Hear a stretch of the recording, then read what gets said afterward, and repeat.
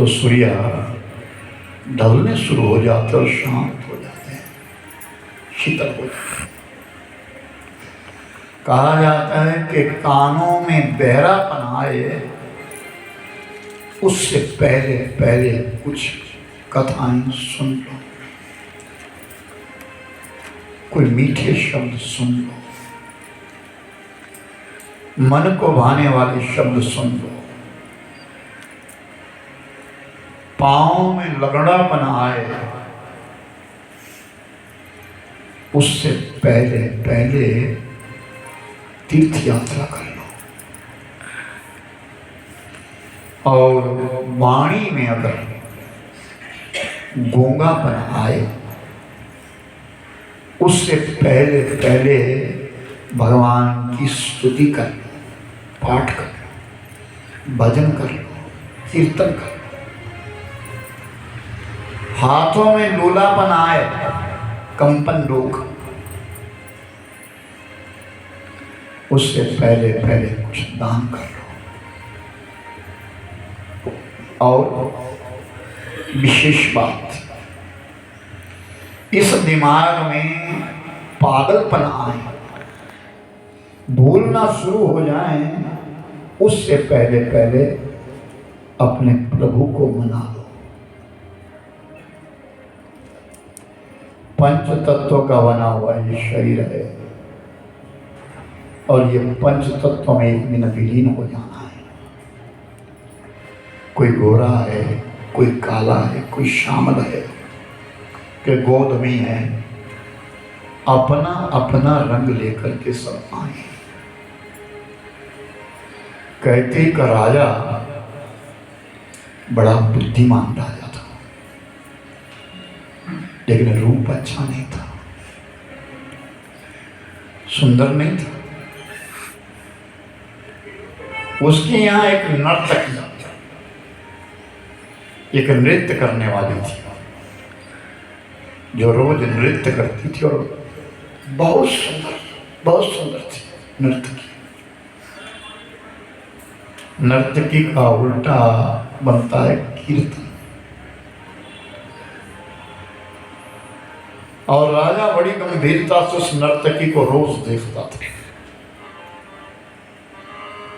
और कई बार तो राजा ने ऐसा किया कि सभा विसर्जित कर दो, केवल मैं अकेला देखूंगा, इस नर्तकी का नृत्य मैं अकेला देखूंगा।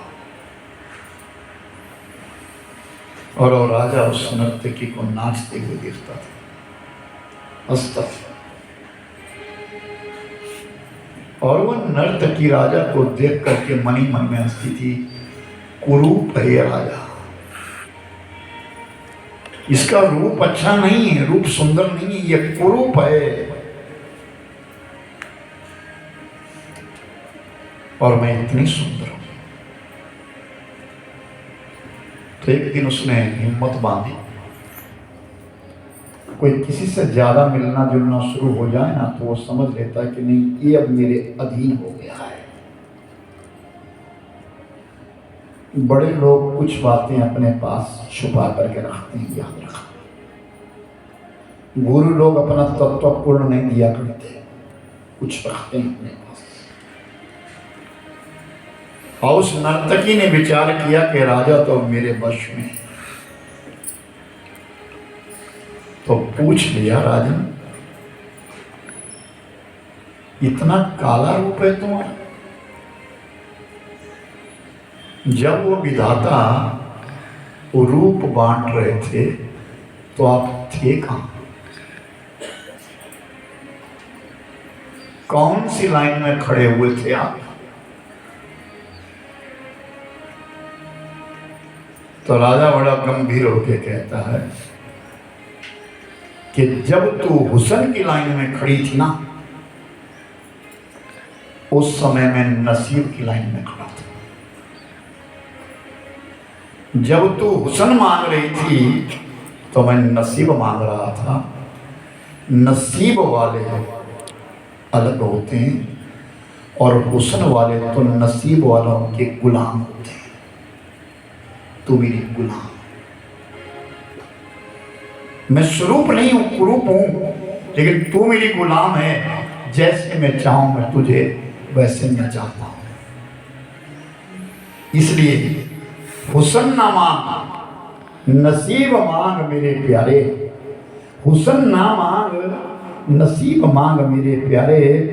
हुस्न वाले तो अक्सर नसीब वालों के गुलाम होते हैं। जो भाग्य में है वो भाग करके आएगा, जो भाग्य में है वो भाग करके आएगा, जो नहीं है ना वो आकर के भी चला जाएगा। जो हमारे नसीब में है, यहाँ सब कुछ बिकता है। रहना संभल कर, यहाँ सब कुछ बिकता है, रहना संभल कर। बेचने वाले तो हवा भी बेच देते हैं गुब्बारों में भर भर कर। गुब्बारे में क्या भरा जाता है? हवा ही तो भरी जाती है। ऐसे उसकी कीमत 5 रुपए है और जब हवा भर दी तो 20 रुपए का गुब्बारा, 15 रुपए की हवा बेचती उसने। सच बिकता है, झूठ बिकता है। बिकती है हर कहानी, सच बिकता है, झूठ बिकता है, बिकती है हर कहानी। तीनों लोकों में फैला है, फिर भी बोतल में बिकता है पानी। कैसा समय आया है। रुक्मणी का मंदिर बाहर है और भगवान कृष्ण का मंदिर अंदर है। रुक्मणी भी अकेली है और भगवान कृष्ण भी अकेले। आप रोज दर्शन करने जाते हैं, ठाकुर जी के साथ उनकी धर्मपत्नी नहीं है? रुक्मणी तो बाहर बैठी, एक ऋषि के माध्यम से, एक साधु के माध्यम से, साधु ने श्राप दे दिया। परीक्षा लेने के लिए आए थे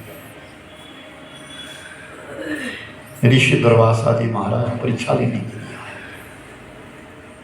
कि देखो तो सही, जो अपने को द्वारिकाधीश बनता है कहीं घमंड तो नहीं आएगा उसका। उस द्वारिकाधीश को घमंड तो नहीं आया कहीं? आज विशेष चड्डा नहीं बैठ रहे, क्या बात है। तो ऋषि दुर्वासा के लिए दुर्वासा ने विचार किया मैं जाऊंगा, वो द्वारिकाधीश बना है, जरा देखो तो सही उसके लिए अभिमान तो नहीं आ गया।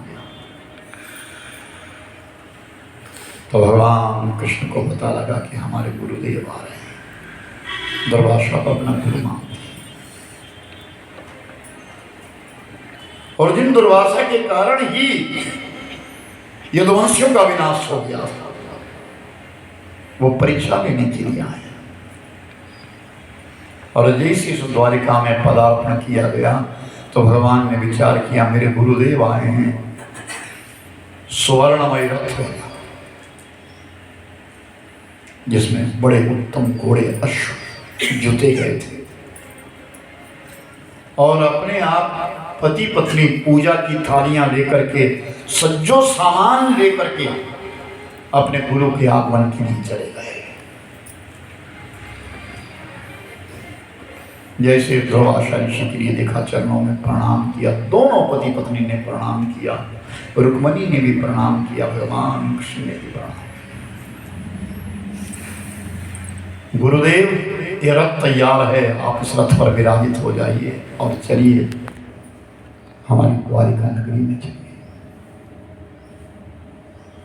ऋषि दुर्वासा कहते हैं कृष्ण तेरे रथ में तो पशु जुते गए, अगर इनकी पीठ के ऊपर मैं चढ़ूंगा, इस रथ पर अगर मैं बैठूंगा तो इनको कष्ट नहीं होगा। मैं साधु हूं, मैंने कष्ट नहीं दे सकता। तभी तो मैं कहता हूं कि जब तुम तीर्थ यात्रा में जाते हो, कई सोचते चलो हम घोड़े पर बैठ करके ऊपर वैष्णो देवी चढ़ जाएं, हम पालकी में बैठ करके चल जाएं। श्रीमद् भागवत में कथा आती कि राजा रहुगण जो सांख्य योग सीखने के लिए कपिल मुनि के आश्रम जा रहे थे, तो जड़ भरत ने कह दिया था कि जिस पालकी में तुम बैठे हो उसके बीच में नीचे जो है जीव है, जिनके कंधों पर तुम बैठ करके जा रहे हो वो पाप नहीं लग रहा, वो आत्मा नहीं है। ऋषि दुर्वासा ने कितनी बड़ी सीख दे दी यहां। कृष्ण, जो रथ तुमने मुझे लाया है उस रथ के बीच में तो घोड़े जुटे हुए हैं, मैं इनको कष्ट दूं, अपनी साधना को समाप्त कर दूं। विवाह शादी में जाने से पाप बढ़ता है, शव यात्रा में चलने से पुण्य बढ़ता है। बर यात्रा में जब इंसान चलता है तो इंसान के लिए पाप बढ़ता है। क्यों? ना बोलने वाली बात को बोलता है, ना खाने वाली वस्तु को खाता है, ना सुनने वाली बात को सुन लेता है, अपराध करता है। लेकिन जब शव यात्रा में चलता है तो हरि नाम उच्चारण करता है, अपनी मौत याद करता है, इसलिए उसको पुण्य मिलता है।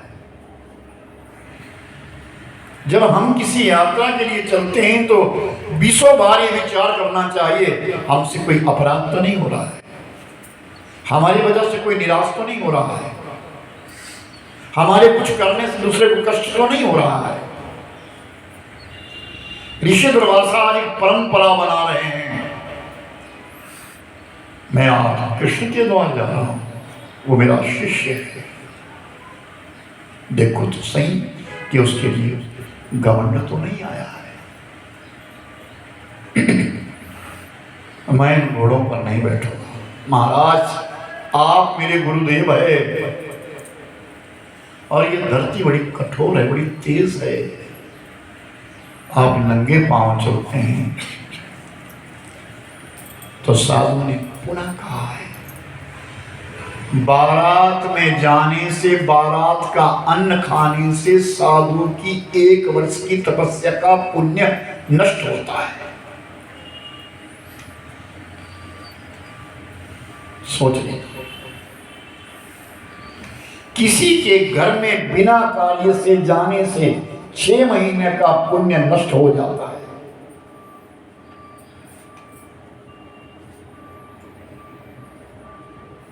ये अपने मन की बातें नहीं, शास्त्रोक्त विधि बातें हैं। बिना अर्थ क्यों किसी के यहां जाना? और शादी विवाह में तो आप गृहस्थी हैं, आप लोग जाएं, कोई मना नहीं है, लेकिन सोच समझ करके जाएं, कदम दें, फूक फूक करके दें, हमसे कोई अपराध ना बने।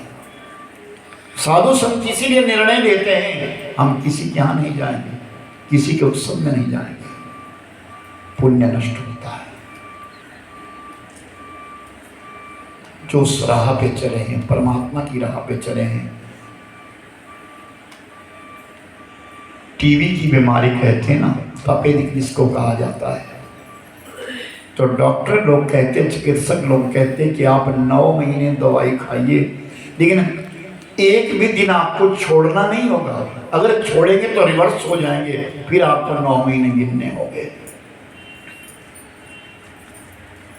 यानी आपको लगातार लेनी है वो दवाई। इसीलिए साधु संत भी ये कहते हैं कि जिस दिन तुम्हारा पुण्य नष्ट हो जाएगा तुमको दोबारा से वो प्रक्रिया प्रारंभ करनी होगी। इसलिए तो कहते हैं एक जन्म नहीं, कई जन्म लग जाते हैं। इन साधनाओं में कई जन्म बीत जाते हैं। कोई समझे कि छलांग मार करके पार हो जाएगा, नहीं, नेवर, ऐसा नहीं होता। कई जन्म लग जाते हैं। अनायास हजारों पाप कर देता है इंसान। जब हम किसी के घर का अन्न खाते, उस अन्न का कोई उद्देश्य तो है, क्यों खा रहे? कोई भंडारा दे रहा है, किस लिए दे रहा है? किस कारण से दे रहा है? कहीं रोग निवृत्ति के लिए तो नहीं दे रहा है, कष्ट निवृत्ति के लिए तो नहीं दे रहा है।